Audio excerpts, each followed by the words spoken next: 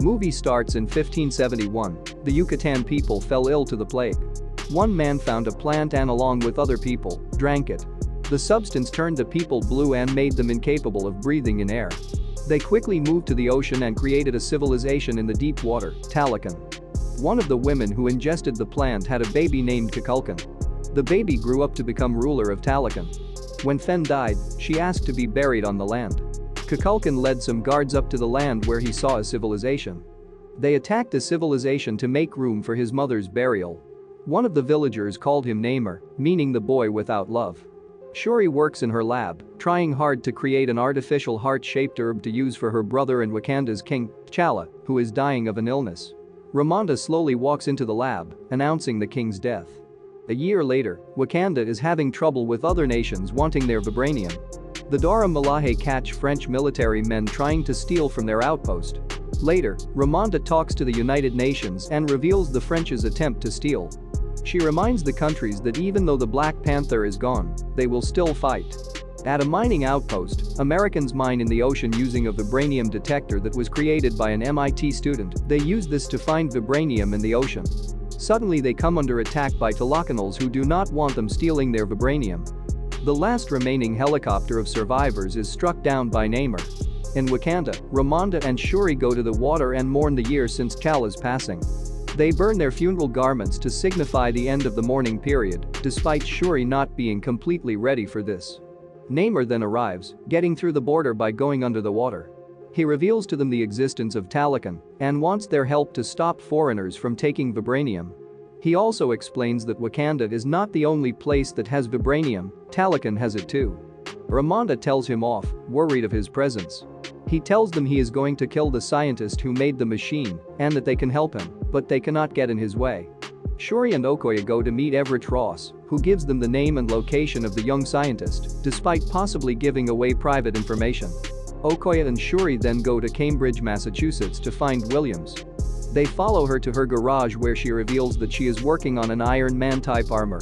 However, they are followed by the FBI. The three get away, Okoye in a car, Shuri in a motorcycle, and Williams in her armor. Suddenly, they are met by Talocanals, Atuma and Namora. A brief skirmish ends in Shuri and Williams getting captured. Ross arrives at the scene the next day and meets with his ex-wife. He also finds Kamoyo beads and hides them. In Wakanda, an infuriated Queen Ramonda reprimands Okoye for losing Shuri, which is exacerbated by previous incidents, such as when she seemingly sided with Killmonger when he usurped the throne, and fires her from her position as general. Shuri and Williams wake up in Talocan. Namur shows Shuri the civilization, trying to convince her of his ideals, even giving her his mother's bracelet. However, she disagrees in killing Williams. Meanwhile, Ramonda goes to Haiti to see Nakia, who had left Wakanda 6 years prior. She asks Nakia to find Shuri for her. Nakia does some spying and figures out the location. She then breaks Williams and Shuri out as Ramonda talks to Namur about his plan. They return to Wakanda, but only for more torment as Namur and his people invade. They flood the city causing an all-out war. Namur takes care of all of the Wakandan vehicles before flooding the throne room holding Ramonda and Williams. Williams starts drowning, so Ramonda swims to save her. She is able to get Williams to safety, but only to drown in the process. Shuri mourns her mother's passing as Namur tells her she is queen now. He and his people then leave the country. Meanwhile, Allegra de Fontaine finds out that Ross has been communicating with Wakanda this whole time and has him arrested. M'Baku talks to Shuri after the funeral and gives her moral judgment that she should not kill Namur.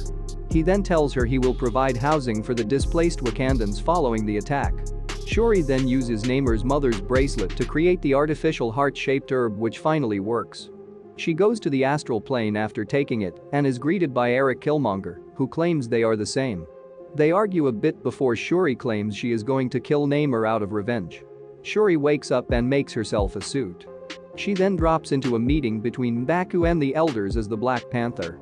In preparation of the battle, Shuri and Williams realize that they could weaken Namur by heating his body up to where it cannot get oxygen. They then make a second Ironheart armor. Shuri gives Okoye new armor, acting much like Iron Man's as well, called the Midnight Angels. Okoye recruits Anika to be a part of her two-woman team. In the ocean, they use a vessel to lure the Talocanals into a trap. The battle commences as Namur seems to gain the upper hand. However, Black Panther traps him in a royal Talon fighter as they take off away from the battle. Meanwhile, the Dora Milaje fight the Talakanals on the side of the vessel, while the Jabari tribe, Nakia, and the others battle the ones on top. Ironheart and the Midnight Angels take care of the airborne Talakanals. Black Panther heats up the royal Talon fighter, weakening Namor, but he begins to break out with his spear. Black Panther shoots a blast from her vibranium gauntlets which explodes the whole ship, sending the two adversaries into the island below. The two fight some more until Namor impales Shuri. However, instead of finishing her off, he is more worried about getting to the water before he dies. An injured Black Panther breaks free and gets in front of the limping Namor. She then yells Wakanda forever as she armors up, sending a blast from the exploding Talon fighter into Namor. He is set ablaze as he collapses. She stands over him to finish him off, but remembers her brother, T'Challa. With these memories of the man he was, she decides to spare Namor's life as long as he returns to Talokan. Namor has gratitude for the Black Panther and joins her as they return to the fight scene and tell everyone to stop fighting. Black Panther then yells Wakanda forever once again as the rest repeat it back. In the aftermath, Williams returns to MIT without her armor as the Wakandans do not want any controversy with letting her keep it. Shuri leaves for Haiti instead of challenging for the throne, which ultimately is challenged by M'Baku. Later, Namor paints in his room as Atuma greets him. Namor assures her that their new alliance with Wakanda will be beneficial. On his way to prison, Okoye breaks Ross out of custody. In Haiti, Shuri meets with Nakia before leaving for the beach where she burns her funeral ceremonial robe in accordance to Ramonda's wishes, allowing her to finally grieve T'Challa. In a mid-credits scene, Shuri learns that Nakia and T'Challa have a son, Toussaint, who Nakia has been raising in secret far from the pressure of the throne. Toussaint reveals his Wakandan name is T'Challa.